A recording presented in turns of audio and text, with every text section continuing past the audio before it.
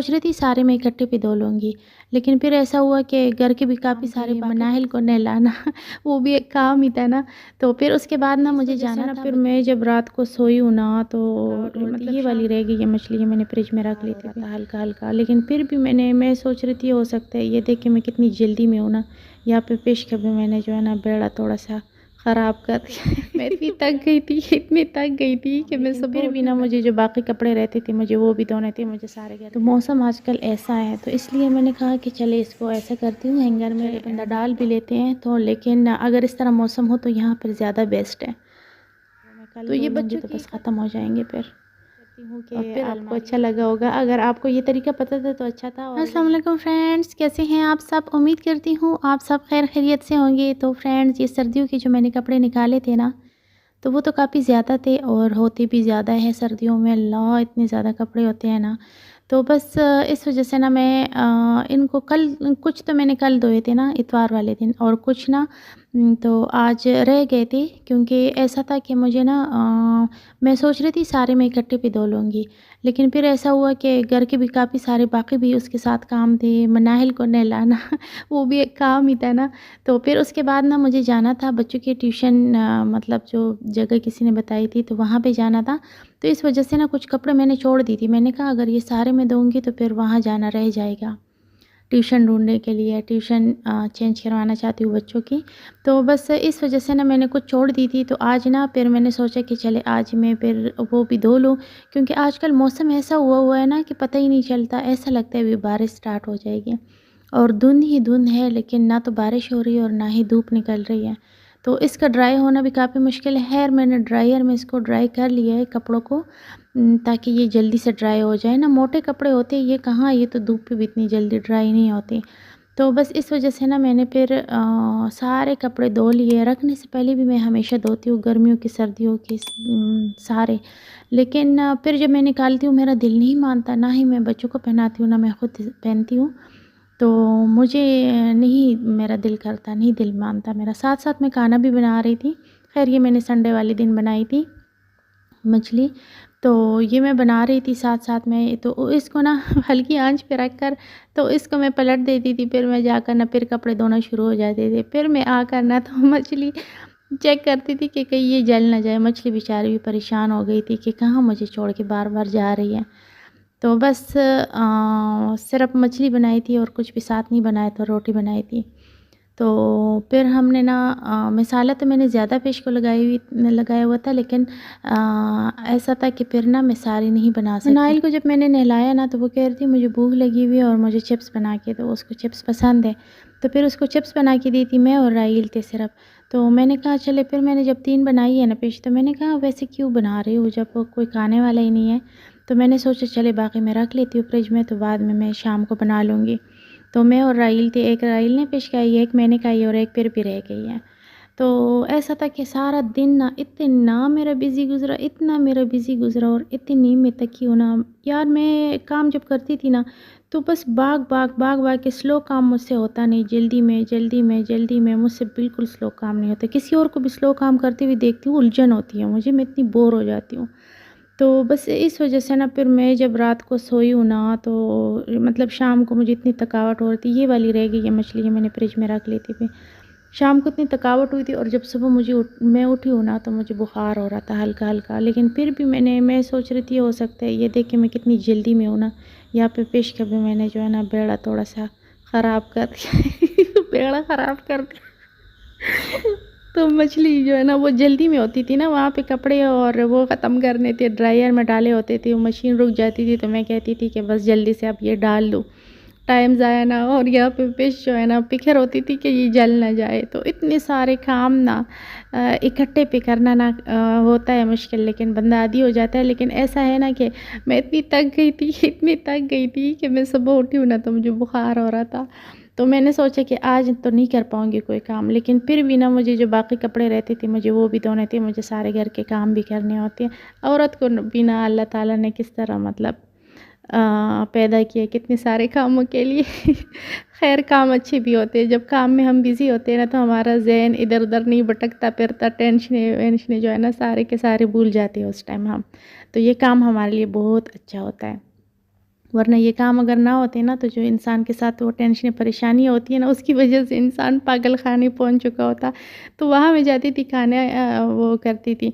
फिर जो है ना यहाँ पर मैं आके कपड़े धोना शुरू हो जाती थी। लेकिन ये अच्छा था, ये मशीन मशीन में धोने की ज़रूरत नहीं थी, वैसे थे साफ़ सुथरे। बस मैं कह रही हूँ ना कि बस एक दफ़ा सर्फ़ के पानी से निकल जाए तो बस फिर ना हाँ, इसकी खुशबू भी अच्छी हो जाती है, ये फ्रेश हो जाती है ना, क्योंकि काफ़ी दिनों से ये पैक पड़े होते हैं।